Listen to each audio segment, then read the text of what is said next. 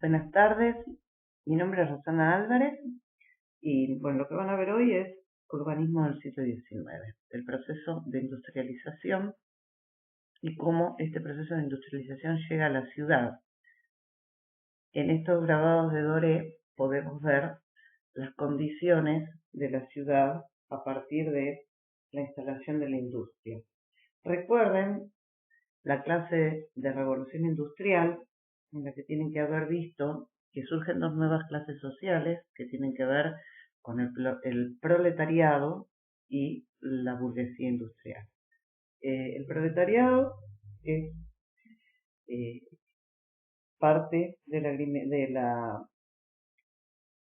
migración del campo a la ciudad, de estas personas que ya no pueden trabajar en el campo está mecanizado y necesita menos personas, y la fábrica en la ciudad sí necesita de los obreros, es decir, de este proletariado. Por otro lado, la burguesía industrial, que son los dueños de las fábricas, este fenómeno hace que se produzca un gran crecimiento demográfico en las ciudades, además de la instalación de las industrias, y aquella ciudad que era aún de casco medieval no puede soportar, es decir, colapsa, no solo por la cantidad de gente, por la cantidad de industrias, por el humo que emanan estas industrias,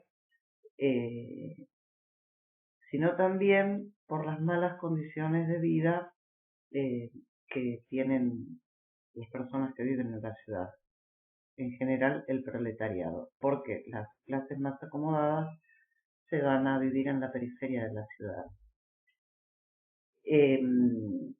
La falta de higiene, la falta de provisión adecuada de agua potable, de desagüe, el hacinamiento, las malas condiciones de vida en términos de habitación de estos obreros, los que viven en la vivienda que proveen los mismos industriales, que no cuenta con las normas mínimas de salubridad y tampoco hay regulación de los horarios ni de las edades de trabajo. A raíz de toda esta problemática surgen muchos pensadores que tienen que ver en el caso del urbanismo con los socialistas utópicos, que son los que proponen una alternativa para salir de esta situación tanto social como urbanística. El mismo Gustave Doré muestra en otro grabado cómo se vive feliz en la ciudad verde donde la industria aún no ha llegado. Una de las propuestas utópicas que tuvo algunos intentos de ha sido construida pero luego fracasa, es la Comunidad de la Armonía de Robert Owen, propuesta para Escocia, donde él propone una ciudad para 1.200 personas en un terreno de 500 hectáreas, donde se propone la zona de habitar en un lugar y todo lo que tiene que ver con producción e industria afuera de ese pequeño casco donde vivirían las personas. Lo que él propone se llama teoría del paralelogramo, es decir, que en 3 lados de este paralelogramo estarían situadas las viviendas, en un cuarto lado un asilo para niños y comedores, y en la parte central del paralelogramo se resolverían actividades comunitarias y también espacios verdes para deporte y otras actividades en comunidad. Y en las afueras la parte industrial. Estas son imágenes de una de estas comunidades que propone él, que fue construida pero luego fracasa porque, digamos, económicamente no le cierra y, bueno, hoy día está revalorizado como un circuito turístico. Esto es lo que les comentaba en su teoría del paralelogramo, en la que él propone 3 lados como vivienda y un cuarto lado como dormitorios de niños e enfermería, y en el espacio central, bueno, juegos, biblioteca y equipamientos comunitarios. Charles Fourier, en su proyecto político y filosófico, propone una sociedad organizada en una falange. Es un solo edificio, el falansterio, a modo de palacio versallesco, donde habitarían 1.200 personas, y él propone en este único edificio un ala del edificio como productiva, para, digamos, con diferentes tipos de talleres, y un ala de vivienda, y un espacio central con una torre que también sería una especie de torre de vigilancia o de control. Bueno, esta es la tapa de la publicación de Charles Fourier. Esta idea va a ser retomada después por Godin en un edificio similar que se llama Familisterio.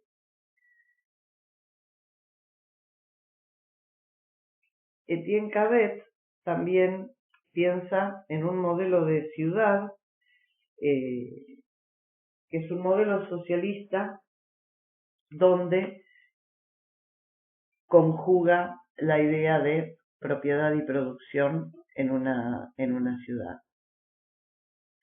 Bueno, el Familisterio de Guisa, que es lo que les comentaba recién, que está basado en la idea de Charles Fourier, que él propone un edificio en tres bloques cerrados que cuentan con un patio central y tienen servicios anexos fuera de estos grupos, de estos bloques.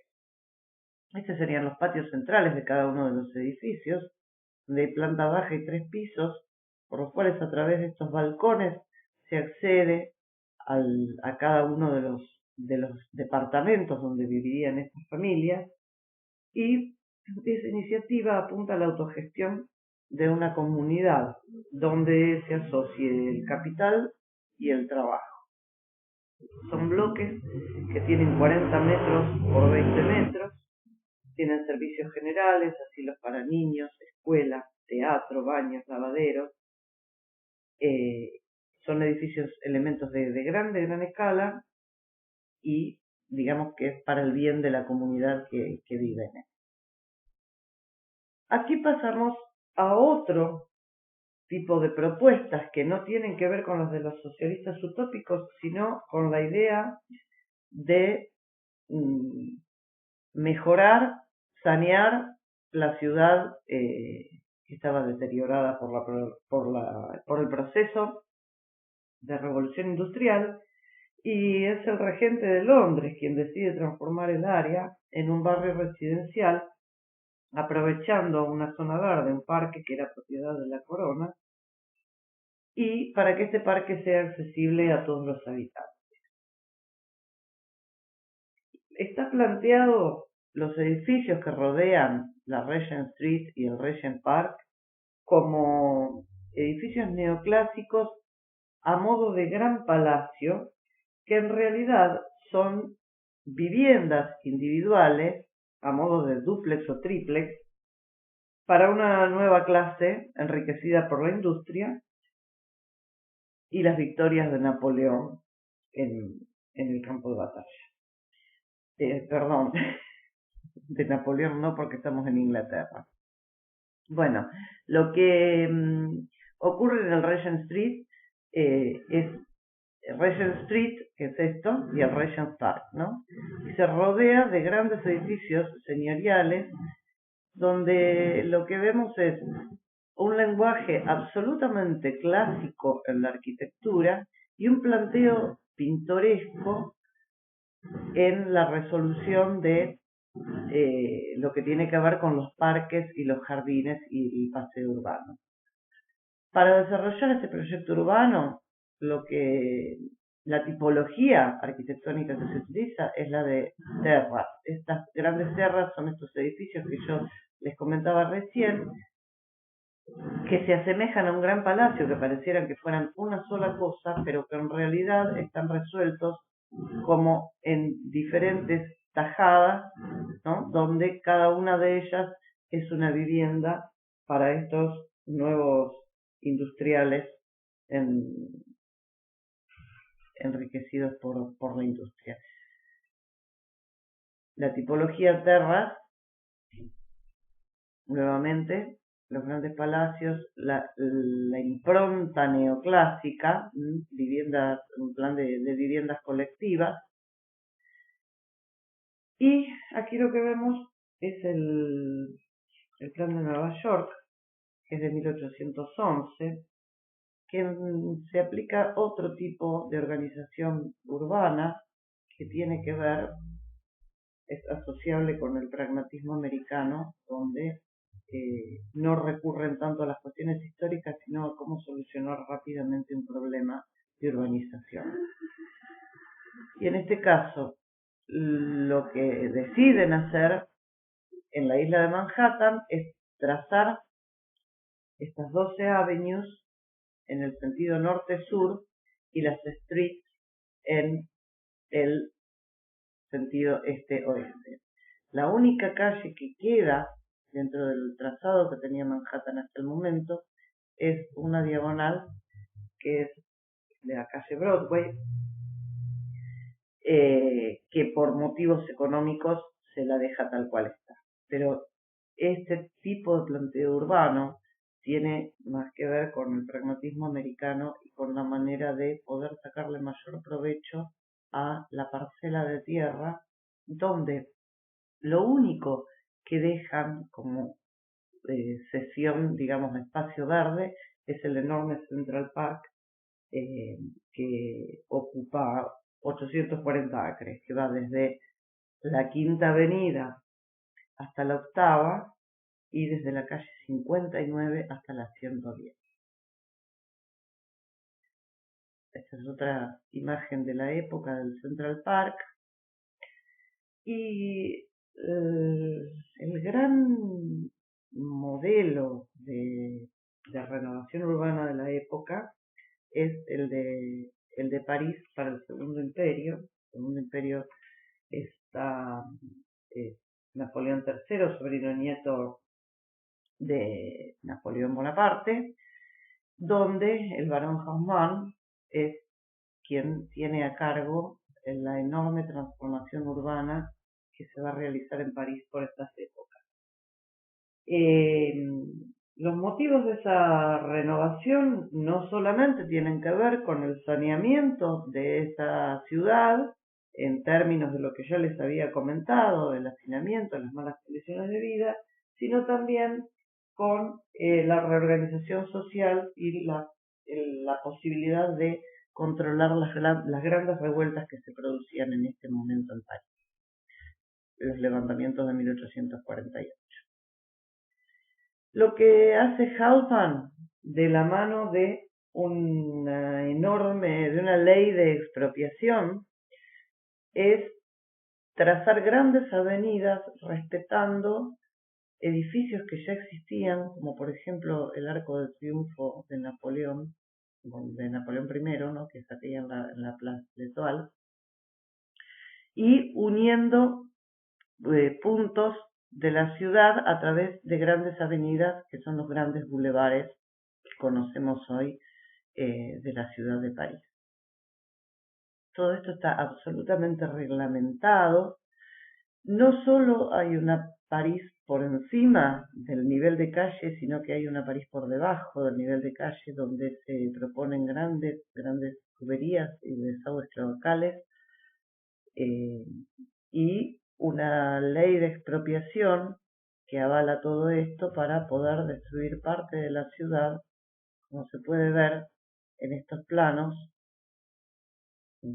que es todo lo que se tuvo que demoler para la ampliación de calles y para poder armar estos grandes bulevares que tienen como punto de fuga en esos grandes bulevares los edificios emblemáticos de París. Bueno, esta es una imagen que representa la vida social en aquel momento, con las calles ampliadas. Este es uno de los grandes bulevares que remata en la Ópera de París, de Charles Garnier, una imagen de un cuadro de Pizarro de los bulevares de París, donde también están reglamentadas las alturas de las fachadas para mantener una uniformidad digamos, en el perfil urbano, y además reglamentado de acuerdo a las leyes de higienismo que surgen en estos momentos en Inglaterra y en Francia a raíz de una gran epidemia de cólera. Y digamos, la altura de estos edificios y sus grandes mansardas también tiene que ver con el aprovechamiento del asoleamiento de estas grandes calles, de estos bulevares.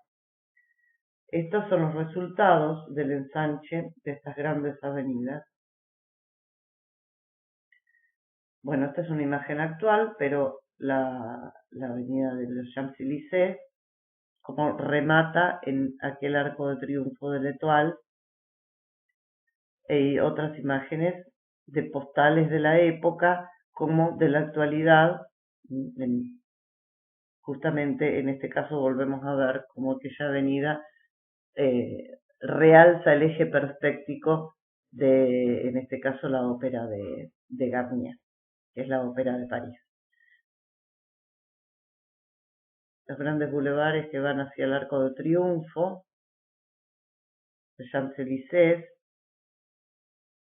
y la otra París, que está por debajo, digamos, del nivel de calle, donde podemos ver los grandes túneles, que es lo que están dotando de toda la infraestructura con la que se va a abastecer a la nueva ciudad que está por encima del nivel de calle.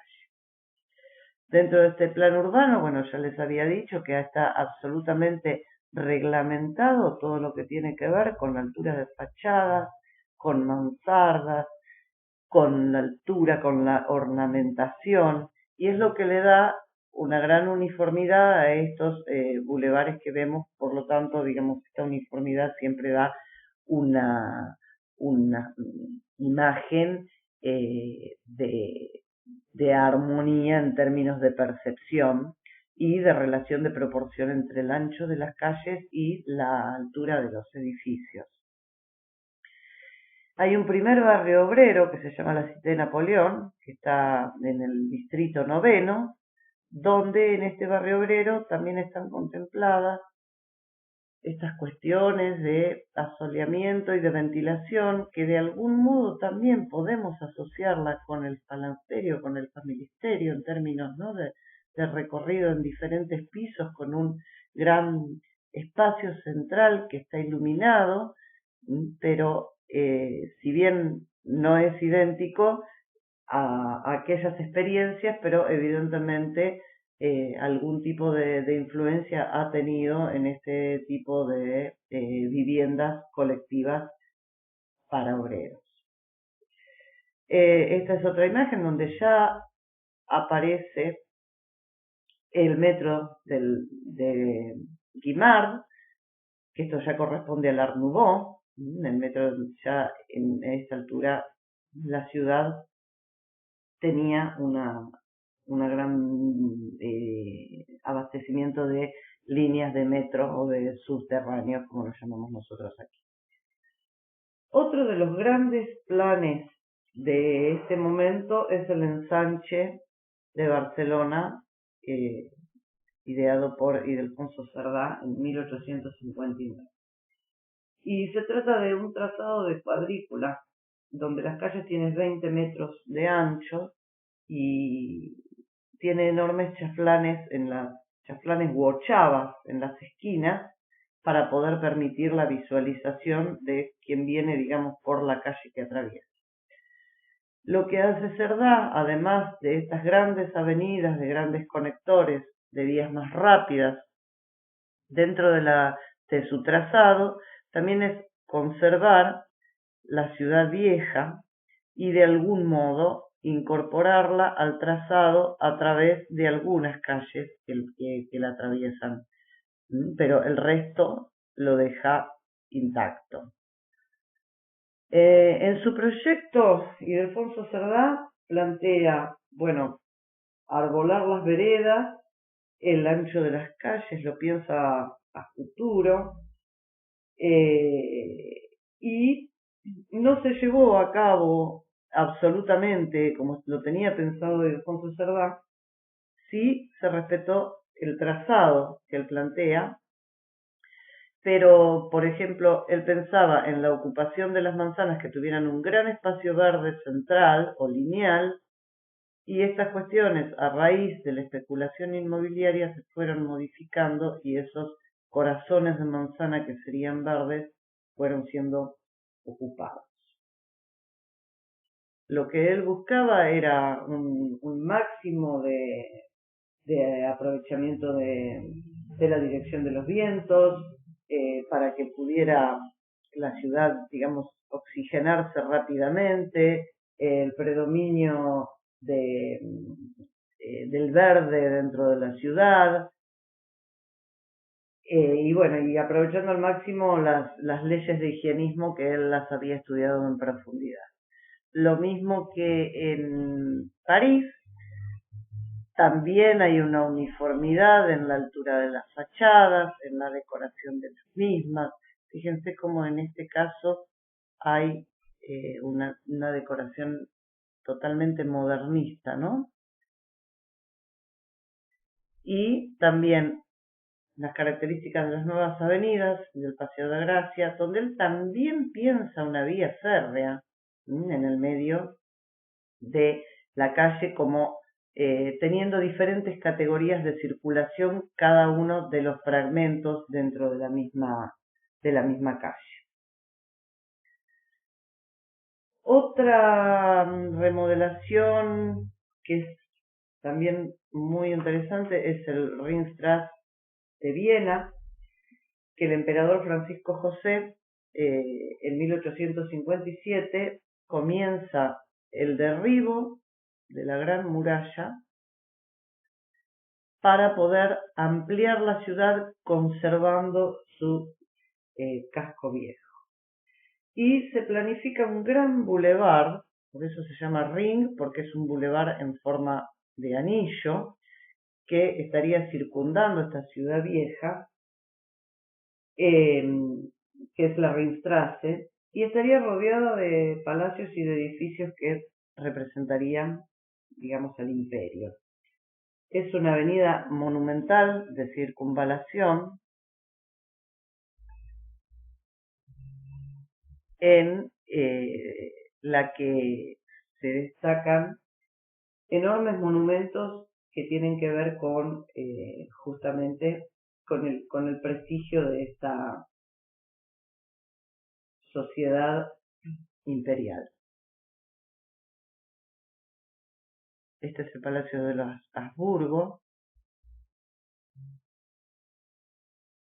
Fíjense que también se mantiene el neoclásico, y en este momento la ciudad de Viena es una ciudad que adquiere gran prestigio en términos de su exquisitez y del movimiento cultural que existe en Viena por estos años, que supera culturalmente a lo que puede ser París, Londres o Berlín. El Burger Theater y la ópera que fue inaugurada con una obra de Mozart en 1869.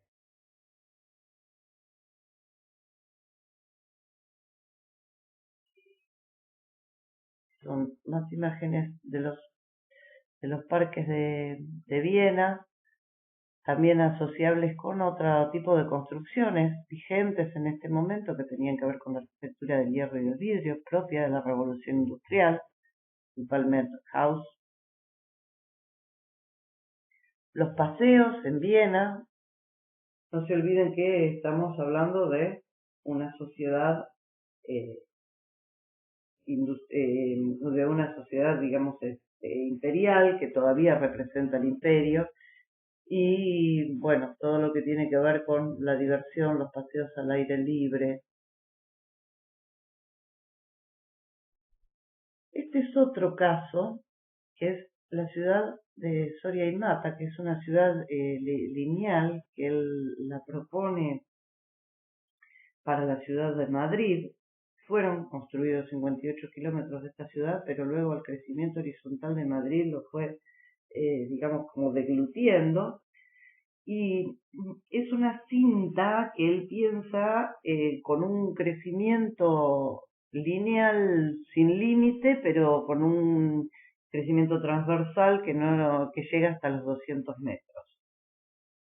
Propone una calle de 40 metros en el centro de esta ciudad, digamos en el centro de esta línea, que estaría arbolada y que tendría diferentes categorías de uso.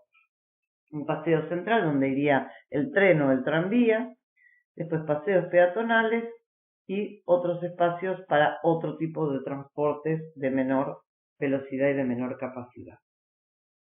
Le da muchísima importancia al transporte en relación a la nueva ciudad, ¿no? Y a la nueva realidad para sanear esta ciudad. El proyecto de la ciudad lineal es este. El crecimiento máximo en el sentido transversal, les dije, sería de 200 metros y no tendría un límite longitudinal de crecimiento. Él propone estas manzanas no deberían ser ocupadas en más de una quinta parte del suelo. Es decir, que las construcciones solamente deberían ocupar un quinto perdón, del terreno disponible. Tony Garnier. Tony Garnier, la ciudad industrial, él formado en la academia, presenta sus primeros proyectos en la academia francesa, y él piensa que la nueva ciudad tendría que estar construida en hierro y vidrio.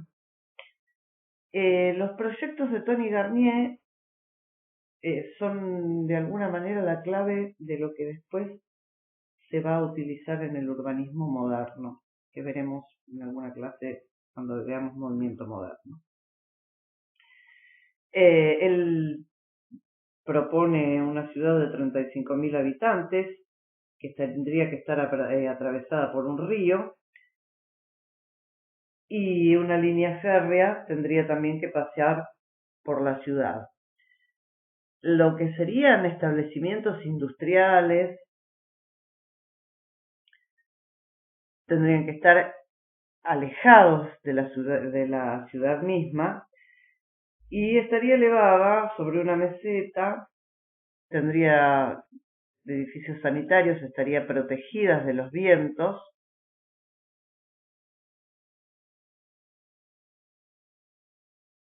Esta es parte de lo que él propone como industria. Fíjense que es absolutamente tecnológico y él piensa todo en hormigón, hierro y vidrio. Ya les dije que tenía la capacidad de habitantes que tendría esta ciudad, sería de 35.000 habitantes. Él organiza todo pensando en el asoleamiento, en que los dormitorios tendrían que estar orientados al sur. Imagínense que estamos pensando en el hemisferio norte, ¿no? Aquí nuestra mejor orientación es la norte, para ellos, para el hemisferio norte es la orientación sur. No, en las habitaciones no tendría que haber patios de luz, todas las habitaciones de las viviendas tendrían que dar al exterior. Y todo este proyecto, que si bien no se ha construido, sí está muy vinculado con lo que él sí construye en Lyon, en Francia, que es un barrio, États-Unis, el matadero,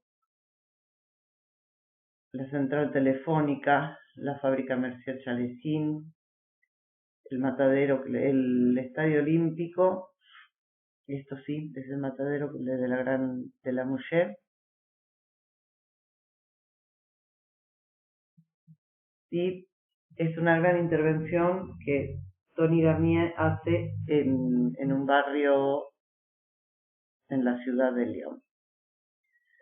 Otra de las propuestas dentro de las propuestas utópicas es la ciudad jardín de Ebenezer Howard, que es un movimiento urbanístico creado en 1898, y él piensa que las tierras tendrían que ser de propiedad pública para evitar la especulación, y que tendrían que desarrollarse pequeñas ciudades interconectadas por vías férreas entre sí y con un centro, digamos, en el cual todo lo que en cada una de ellas se produce se pudiera intercambiar.